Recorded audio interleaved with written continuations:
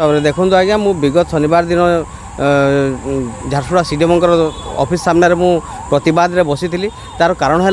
Jharsuguda hospital रे जो जिला मुख्य चिकित्सालय जो पिला माने अच्छा से वर्तमान पर्यंत 4 मास आनी से मासिक पाउना पाई ना तो तेणु मु प्रतिवाद रे से जगार मु धारणा बसती और पैसा देले उठू बोली कही से समय आमर जो जिला मुख्य चिकित्सा अधिकारी से डीपीएम को हाथ में खबर पठे कि ये सोमवार मंगलवार आज भितर दरमा दे बोली से कही तेणु मु धारणा उठी एवं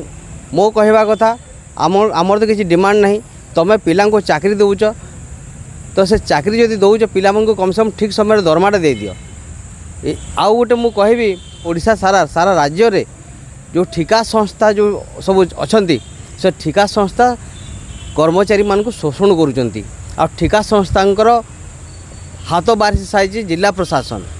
ठिका संस्था माने आज्ञा निजर किसी क्वालिफिकेशन नथिबो किंतु से कर्मचारी क्वालिफिकेशन से माने सर्टिफिकेट वेरिफिकेशन करुँच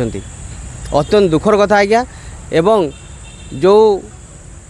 ठिका संस्थार हाथ बारिश साजिची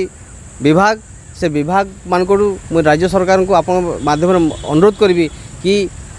ये जो ठिका संस्था मैंने जो भली भाव में अत्याचार कर अत्याचार मुक्त करा जाऊ एवं ठिका संस्था को हटई देकरी निजे सरकार तार दायित्व ग्रहण करंतु।